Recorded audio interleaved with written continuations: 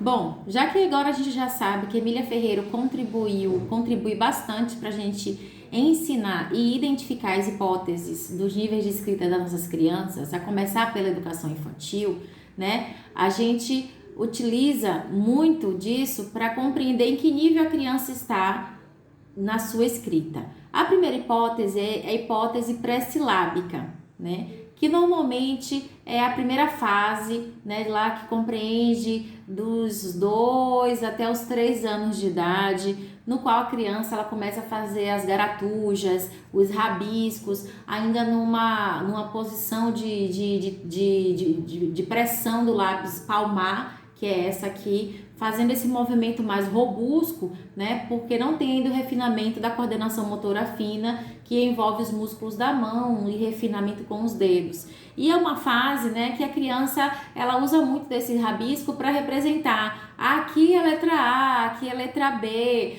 aqui é o papai, aqui é a mamãe. Ela faz muitos rabiscos, né? E só a própria criança consegue identificar isso e nomear aquilo. A gente não. Porque é garatuja, é rabisco, né? São bolinhas. Aqui no slide vocês vão identificar que eu coloquei o exemplo de cada hipótese de escrita, né? Dessa forma, se funcionam os primeiros movimentos da comunicação escrita, né? Através desses rabiscos, que a gente chama de hipótese pré-silábica, né? Que compreende aí até os 3 anos, 3 anos e meio, algumas crianças até os 4 anos de idade. Após essa hipótese pré-silábica, a gente entra na fase silábica, no qual a criança ela já consegue fonologicamente, né, entender o som das letras, né, identificar o sinal que a letra representa e já juntar isso formando as primeiras sílabas. E aí, por volta de 4 anos e meio, 5 anos de idade, a criança ela já consegue fazer essa formulação de hipótese, tá? Lógico que a escrita é ainda muito em processo de evolução, mas as letras começam a ser usadas, né, no momento do valor sonoro. Então a gente fala assim, por exemplo, casa. Aí a criança que está nessa hipótese silábica, ela pode escrever C-S-A, casa, né? E aí ela está dentro da hipótese silábica, porque ela está fonológica, ela entende o som da letra que forma algumas sílabas. E isso é hipótese silábica. A partir daí, né, que a criança ela amadurece e vai para a hipótese silábico-alfabético. Aí ela já saiu da educação infantil, já está no primeiro ano, né? Diga-se, a gente acompanhando de uma forma evolutiva a criança cognitivamente saudável. E nessa hipótese silábico-alfabética, a criança já consegue fazer mais representações da escrita de acordo com a palavra referida. Por exemplo, a gente fala bola, ela já escreve bola, B-O-L-A, né? A gente fala amor, ela já consegue A-M-O-R, ou esquece até o R. Ainda existem omissões de letras ou a criança ela acrescenta letras que têm um valor sonoro parecido, C com S, né? Ainda ela confunde o M com N, né? E assim por diante. A última é a hipótese alfabético, no qual a criança ela já consegue escrever, né, de uma forma mais com valor sonoro. Aí ela já não omite mais letras, ela já acrescenta mais letras, né? Só que ela tá alfabética, ela não é ortográfica. Então vai esquecer sinal, pode confundir C cedilha com SS, né? Pode confundir X com CH, né? Que é super natural isso aí acontecer dentro dessa hipótese alfabética. Então a Emília Ferreiro, né? Ela traz essa construção dentro de uma perspectiva construtivista, porque a criança ela traz suas hipóteses e a gente vai formulando essas hipóteses de acordo com o seu processo de escrita, né? Bom, a gente agora já sabe que existem fases do desenvolvimento pautado em Piaget. Atrelado a isso, a gente desenvolve a escrita das nossas crianças desde da educação infantil, né? Apesar de não ser algo que seja que a gente cobre isso de uma forma didática dentro do processo de educação infantil, a gente não cobra, mas a gente ensina a criança o letramento, para que ela tenha base suficiente para chegar no primeiro ano e reconhecer as letras, saber que letra é diferente de número, né? Saber os sons das letras, os sinais que as letras têm, a diferença da letra cursiva, da letra caixa alta, né? Identificações de sinais, né? Tudo isso ela já aprende na educação infantil. Dentro dessa perspectiva de educação, a gente não pode deixar de mencionar a grande contribuição que Levi Vygotsky trouxe para a gente também, né? Um psicólogo suíço, né? Traz para a gente esse entendimento de que a criança ela aprende as suas habilidades educacionais a partir de uma zona. E essa zona ela é invisível, ela não existe, né? Ela é invisível a partir do momento que eu sou professora e tenho os meus alunos em classe. Nessa relação entre professor e aluno, existe uma zona de desenvolvimento proximal, que essa zona é que faz com que ele aprenda, né, aquilo que eu trago de conceito programático. O que significa isso? Eu sou a mediadora do conhecimento, essa zona significa isso. Eu sou a mediadora do conhecimento, né? Eu trago conhecimento para as crianças e nessa relação professor e aluno, eu vou incentivar o aluno aquilo que ele é capaz de aprender, né? E aí ele vai elaborando novas aquisições de conhecimento, formando conhecimentos e assim elaborando mais outras até chegar ao estágio de avanços, de aprendizagens de acordo com as suas faixas etárias. Então, desse modo, né, Levi Vygotsky traz para a gente que o aprendizagem, ele tem suas estruturas mentais, né, que cada criança traz através das suas fases que Piaget trouxe para a gente de contribuição. Só que o professor, ele sai de um patamar de detentor do saber e ele entra numa perspectiva educacional como mediador do conhecimento, né, se colocando à disposição dessa mediação, no qual o aluno já traz consigo conhecimentos prévios, né, da casa, da família, dos seus representantes até então, e nós professores, a gente cria essa interlocução de zona de desenvolvimento proximal, incentivando aquele aluno ao que ele é capaz de aprender. E isso se dá em toda interação, processo de ensino e aprendizagem, em todas as esferas de educação. Nem todas as esferas. Essa é a grande contribuição de Vallon. Sai complementando o outro, não tem jeito, né? De Vygotsky. Agora a gente entra em Henri Vallon. O que Henri Vallon, esse educador francês, né, trouxe pra gente de contribuição, né? Complementando, né? Ele complementa tudo isso dizendo o seguinte pra gente: bom, já que a aprendizagem se dá numa esfera de interação, professor e aluno, e o professor precisa compreender esse aluno nas suas fases do desenvolvimento, entendendo que a afetividade é importante nesse processo, eu tenho por obrigação entender que a formação da criança se dá através de 3 dimensões. A dimensão motora, né? A dimensão afetiva e a dimensão cognitiva. Elas coexistem juntas. Não dá para trabalhar a educação infantil desassociado dessas perspectivas motoras. A criança precisa ter movimento, a criança precisa se entender enquanto corpo, né? Tanto é que a estrutura da escola de educação infantil é uma estrutura diferente.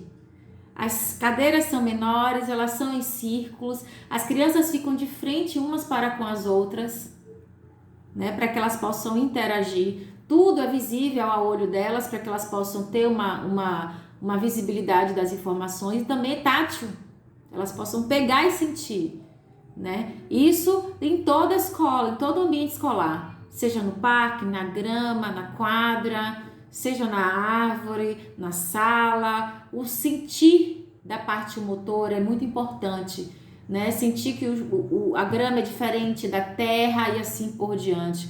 O molhado é diferente do seco, e isso se dá através de uma relação afetiva entre os pares. Professor, aluno, aluno, aluno, aluno, pais, escola, pais, responsáveis, comunidade. Essa relação afetiva, né, que na área da psicologia, na área clínica a gente chama de rapport, mas na educação a gente chama de afetividade. Precisa ser construída essa relação afetiva, né, para que você consiga adentrar o mundo daquela criança, daquela família, fazendo com que eles comprem a ideia daquilo que é proposto para o desenvolvimento daquela criança.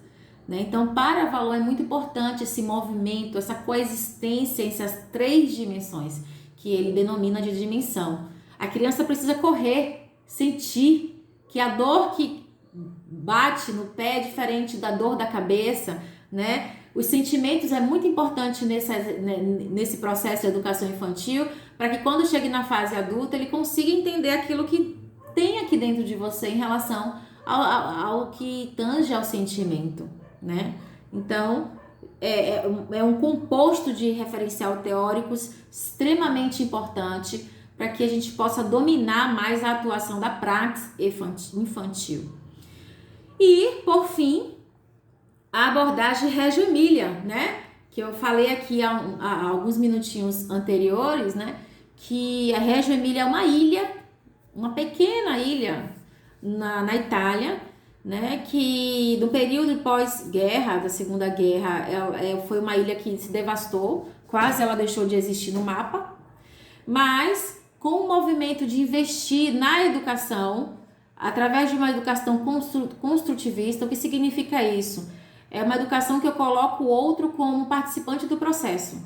A criança ela é participante do processo de educação e o professor é o mediador do conhecimento, né? A gente apresenta para a criança os pressupostos, os conteúdos, e a partir dessa apresentação eu deixo com que eles elaborem isso dentro do cognitivo deles, formando assim o conhecimento, através do que eles trazem de pré-definidos dentro de si e com as interações humanas aqui na sua vida externa, na sua vida social, né? Então, é pautada, né, basicamente nas concepções de Paulo Freire, no qual o indivíduo é sujeito da sua própria história. O sujeito é um sujeito ativo e participativo desde a sua pequena infância, e ele tem um sujeito de direitos de autonomia, principalmente.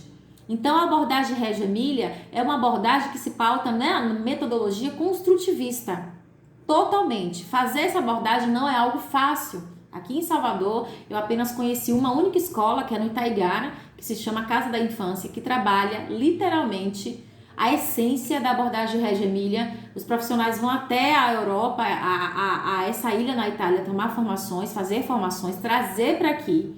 E é uma escola extremamente diferenciada. Se vocês observarem nas fotos, a estrutura da escola é totalmente diferente. É uma estrutura aberta, mais dinâmica, mais integrativa e interativa, no qual os relatórios das crianças são colocados em todos os espaços para que eles possam visualizar, né, os seus aprendizados e desenvolvimento. E a família é totalmente atuante, né, porque a abordagem Reggio Emilia ela se baseia nesses seguintes critérios. A criança ela é protagonista da sua história, ela investiga e se comunica da forma como ela aprende, né, na sua propriedade. O professor ele é parceiro, ele é um guia, um mediador, ele incentiva a pesquisa do aprendiz independentemente da sua fase infantil.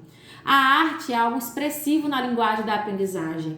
Tudo é muito artístico, tudo muito elaborado, e tudo isso é visto nas paredes dessa escola, que tem os eixos totalmente diferentes de uma escola tradicionalista. A criança ela diz o que ela quer aprender durante a sua rotina, né? E ela tem o livre-arbítrio de escolher aquela aprendizagem, porque ela é formada para isso, desde a sua primeira instância lá na família até chegar a esse ambiente escolar.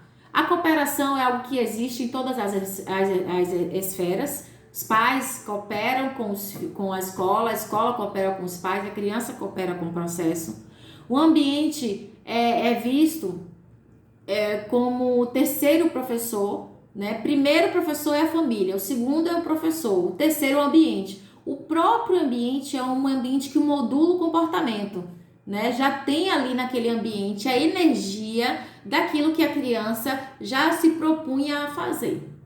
Os pais são parceiros desse processo, literalmente não há transposição de responsabilidade. O professor ele é mediador do conhecimento da aprendizagem, os pais ensinam os principais conceitos que precisam ser ensinados através da família, né? E tudo é muito registrado através de relatórios e textos, em imagens, em fotografias, expostos isso em toda a escola. Observem as imagens, né? As salas dos alunos são salas diferentes, são salas mais integrativas, são salas mais representativas de uma educação democrática e participativa, né? Os métodos de avaliação são diferenciados, mais pautados de uma forma qualitativa do que quantitativa, né? A sala sempre se organiza em círculos para que as crianças tenham, a visibilidade umas das outras de igual para igual. O professor também, ele não tem aquela mesa, né, que ele fica ali naquele pedestal e a criança mais abaixo, não. Ele é páreo, ele é igual dentro daquele processo, numa perspectiva de mediação, né? E a família faz parte de todo esse processo, porque não existe transposição de responsabilidade. Tudo é muito entrelaçado, compartilhado e as funções são bem equilibradas. Então, gente, dá para fazer educação construtivista no nosso país? Dá sim, é possível sim. Lógico que é uma abordagem, né, que requer muito mais entendimento do construtivismo, mas eu vejo escolas que são ditas, né, tradicionais no sentido da sua estrutura, da sua formação pedagógica, mas elas se colocam à disposição de entrar com métodos construtivistas para pegar as tendências da nova LDB, da Constituição, dos referenciais curriculares nacionais, né? Porque toda a nossa legislação é pautada em construtivismo, né? Pautada no sujeito como pessoa que interage com o outro a fim de construir a sua própria autonomia, né? Então, pensando nisso, eu fiz a nossa última avaliação, valendo 4 pontos, né? Pensando em tudo que foi mencionado ao longo dessa aula, né? Desse momento que a gente está compartilhando aqui de aprendizado. E a gente tem a nossa atividade avaliativa, que eu vou ler aqui para vocês. Bom, chegou a hora da atividade, valendo 4 pontos. Vamos aqui a um pequeno estudo de caso, é algo simples, né? Vamos imaginar 2 crianças com apenas 5 anos de idade, teoricamente no grupo 5. Muito competitivas entre elas, né? Elas se recusam à possibilidade de desenvolver um trabalho em classe juntas, aquela briga de ego, né, entre essas 2 crianças. A professora, no caso você que é professor, professora, incentivou os alunos a trabalhar em dupla, né? Para que pudessem aprender mais usando a interação como metodologia do processo de ensino e aprendizagem. A gente sabe que a interação com o outro promove o desenvolvimento intelectual, né? A gente viu isso aqui na aula. Ao fazer essas considerações, a professora aproxima-se do princípio da aprendizagem interacionista, ou sócio-interacionista, ou construtivista, é a mesma coisa. Então, gente, com base nos estudos que a gente já fez, das fases do desenvolvimento, da compreensão da importância da atuação do professor de educação infantil e suas metodologias de interação, de aprendizagem, descreva, no máximo em até 15 linhas, como você, professor de educação infantil, professora de educação infantil, compreende os conceitos que envolvem essa problemática e como você resolveria essa problemática, né? Vamos pensar aí, né, na fase do desenvolvimento que a criança se encontra, 5 anos de idade, que estágio ela está, o que refere-se a esse comportamento de não querer, né, participar da dupla. Será que é uma criança egocêntrica? Será que é uma criança que ainda as suas emoções dominam mais que o processo da razão? Já que a gente sabe, professores e professoras, que o interacionismo é extremamente importante para as crianças desenvolver, né? Essa é a metodologia que a gente está utilizando em classe. E como a gente pode resolver isso sabendo que a afetividade é uma dos pressupostos mais importantes para que a gente possa interagir com o aluno consigo mesmo e com seus pares. Então, descreva conceitualmente como você, professor, diante o entendimento das fases, o entendimento da interação social no processo de ensino-aprendizagem, no entendimento do lado afetivo que existe entre essa relação professor-aluno, aluno-professor, né? como você pode resolver essa problemática fazendo com que essas duas alunas interajam e participem desse projeto em dupla. Escreva essa situação problema, como você resolveria de no máximo até 15 linhas. Envia para o e-mail, né? licenciatura em pedagogia 2 @outlook.com, tá? @outlook.com até dia 5 de março, até sábado.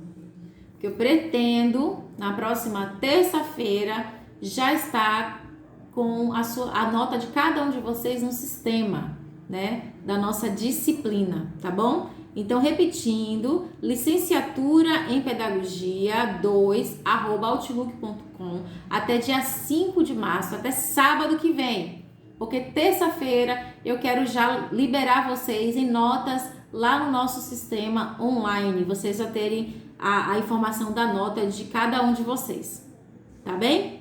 Ok? Se tiver alguma dúvida da nossa atividade, me pergunta lá no grupo, tira essa dúvida, se não, joga duro aí, né, como a gente fala aqui, faz um bom trabalho, coloca o que a gente aprendeu em aula na atividade e já compartilha a informação da nota de vocês.